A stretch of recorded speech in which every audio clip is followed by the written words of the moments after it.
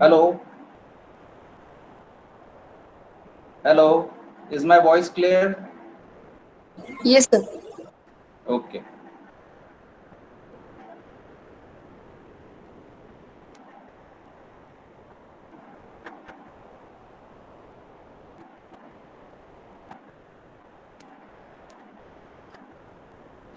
Okay, so today we are going to start unit number 3, that is Introduction to ARM. And this actually chapter requires the study of microcontroller and ARM, so that we can study an ARM Cortex M series. It's a microcontroller LP768. And to do this, we really must know the basics of microcontroller. Now, about the title of the course, ARM Holding is an fabless semiconductor company that develops processor, system on chips, software, etc. So that means it's an ARM is the name of a semiconductor company, and that's why we said to be as an ARM microcontroller, ARM processor. ARM was found as an advanced RISC machines in 1990, as RISC is the main CPU design strategy implemented in its processor. Today, the ARM processors are found in almost any domain like handheld devices, consumer electronics, robotics, automations, etc. Processors developed for ARM IPs are used in embedded systems like smart TVs, smart watches, smartphones, tablets, computers, etc. So obviously, the ARM processor is one of the most important processors that are being used in different applications, right beginning from the smart TVs to small smart watches and tablets and computers. So ARM processor has become an part and parcel of a routine life, each and every day life. And this ARM processor has been designed by the ARM Holding, that is a fabless semiconductor company. So the ARM processor is the full form of ARM could be said to be as an advanced RISC machines. So the full form of ARM is advanced RISC machines, which is based on the RISC architecture, set of instruction architecture. So we'll see this RISC and CIC also in the next slides. Now, this advanced RISC machine or ARM processor is defined as a family of CPUs that have wide usage in electronic devices such as smartphones, wearables, tablets, and multimedia players. And that's why it's important to study these ARM processors. The ARM core are designed especially for the embedded systems, and that's why we are studying it, because it could be designed for the embedded systems. They can be used in designing the embedded systems. The need of embedded systems can be satisfied only if the feature of RISC and CIC are considered together for processor design. So in this processor design, RISC and CIC are working together. It's not a pure RISC. So that's why it is going to be the combination of RISC and CIC. It's not a pure RISC architecture. Now let's see that what RISC and CIC means actually. So RISC is nothing but the reduction instruction set computers. So that means the reduction instruction set computers is nothing but its way of defining the computer. It's way of defining the computer, and how it could be through the instruction set. So it is the type or a category of the processor or instruction set architecture. ISC, that is ISC is a medium whereby a processor communicates with the human programmer. So obviously ISC is going to be the sandwich between the processor and the programmer. How a programmer can understand processor, or how a processor can understand a programmer, that is possible with the help of ISC. Actually, instruction means what? It is the command given to the processor to perform an action. Obviously, some instruction is given in the form of command, and that the processor accepts it in order to form that action.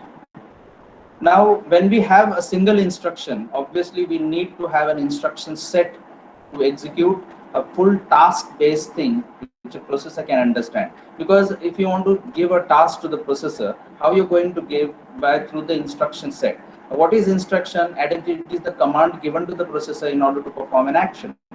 The instruction set is the entire collection of instructions for a given processor. So obviously there will be a lot of instructions that is given to the processor. that is instruction set. And what is the term architecture implies, that is a how particular way we are building the instrument that makes the processor. So building up the system in order to make up the processor is called as the architecture. So RISC or CISC is the architecture with the instruction set. So that kind of architecture which is used to build the processor, an instruction set is given in order to run the processor to perform some kind of action. So this is what the RISC is. Now, the main idea behind RISC is to make hardware simpler by using instruction commands of few basic steps like loading, evaluating, storing, operations. Just like in load command will load data and store command. Now, what will be the difference of RISC and CISC is that in RISC, each and every step is given as a separate. Like I want to give the first step like loading. First, there will be loading, then it will be evaluating, then it will be storing the operation. So for every time it has to give a single instruction to do that single step. But in case of CIC, it's a complex instruction set computer. Only a single instruction will be given and automatically loading, evaluating and storing will start. So have you got this one? Two differences, one difference between these two is RISC is a reduced instruction set computer. It is actually having few basic steps. The first syntax or command will be given and then loading will happen, then evaluating will happen and then storing will happen. Whereas in case of CISC, a single instruction will be given and automatically loading, evaluation and storing operations just like multiplication command will do stuff and it will be executed in a single instruction, and that's why it is complex. Are you getting it? Yes? Yes. Okay. So now let us see that why ARM is to be used and what are the benefits to the embedded system. Because see, ARM is required to develop embedded systems. And once you understand this ARM, then embedded systems could be easily understood. So using of ARM for will always benefit to the embedded systems. Now let us see how this benefit goes to the embedded system. Like the first feature is a high performance. It ensures that system has a fast response. So first is that the ARM core will help the embedded system for a faster response. Second is low power consumption. It will make energy efficient. It will make more energy efficient. Low silicon area, it will consume less power as well as reduce the size. High port density will help the embedded to have less memory footprints. Load/store architecture will be used to load the data from memory to CPU and from CPU to memory and enables the memory access whenever required. Then it will be having a register bank. So you know that there is a register bank in microcontroller or in an ARM processor, and these resistance banks are used to store the data. So we will be having a register bank with number of registers, large number of working registers. So this is required to perform most of the operations within the CPU and provides a faster context switch between the multitasking applications. So it not only performs the operation within CPU, but it also is used to have a faster context switching in multitasking. Now this is the basic ARM architecture. So you can see that there is an address register, then there is an incrementer to increment the register addresses, then there is a register bank. You can have the multiply register, then you have barrel shifter, you have an ALU, then the ALU buses is there, A bus and B bus. You can see that on left and right side. Then there is a data out register and data in register. So the data is getting into it, and then after operation the data will come out of the register. An incrementer is to increment the register addresses. Then there will be a control called as instruction decode and control. So from where the fetching of the data will take place. So we'll see one by one how this ARM architecture actually works out. The ARM Cortex M3 can be understood from ARM processor and architecture. So obviously we are going to study this ARM Cortex M3, which is going to be the LPC 7168, and this could be understood with the help of ARM processor. So there is a register bank, and the register bank is having 16 general purpose registers, that is from R0 to R15. There is one more, that is a current program status register PSR, which is accessible by the user application. In addition to that, it is having 20 number of banked registers. Now this is invisible to the user. So obviously the banked registers are useful for calculation, doing operations. So there are 20 banked registers which is hidden from the user, and they are being used especially for different operating modes. Then the register bank has two read ports for reading the data, that is operand 1 and operand 2, and there is one write port, so that result can be displayed back through any specified register in the instruction. In addition, the bidirectional port is there to update the program counter with address register and incrementer. So obviously there is a bidirectional port, that is from CPU to memory or memory to CPU, to update the program counter. So that means the program will keep on incrementing as it will go to the address of the registers. So accordingly the result could be displayed. The address register is incremented at a very sequential byte accessed by the incrementer, but the program counter is incremented by 4. So obviously, if the address register is going to be taken into the picture, at that time the every sequential byte will access by the incrementer, and the program counter will be incremented by 4. So naturally it will be incremented by 4. But if you go in a thumb state, which will be explained later on, then it is incremented by 2. So this is two things. One, if you go by the address register, it is incremented by 4. If you go by the thumb state, then it will be incremented by 2. Then address register is directly connected to the address bus. So address register is directly connected to the address bus, which is having A and B address buses. Then the barrel shifter can shift or rotate operand by specified number of bits prior to the arithmetic or logical operation. So barrel shifter is for rotating, or it could shift. Now what is the operand, there's a operand 1 and operand 2. So operand 1 is suppose 5, operand 2 is suppose 5. So the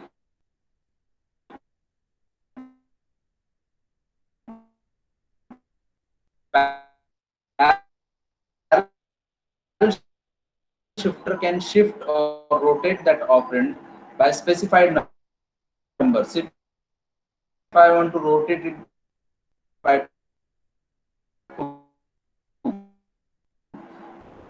so 5 plus 2 7. Now prior to the arithmetic operation or logical operation, so it will do the shifting so that the addition can take place, because it required a shift.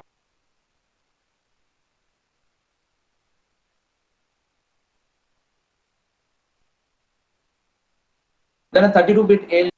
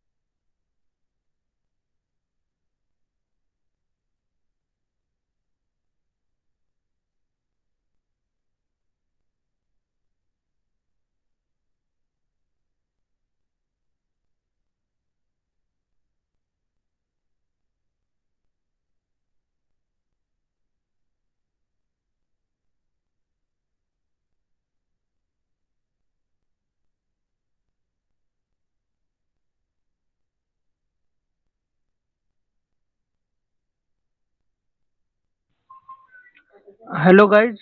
Sir lecture 12 वाजता continue करणार आहेत left वर सगळे.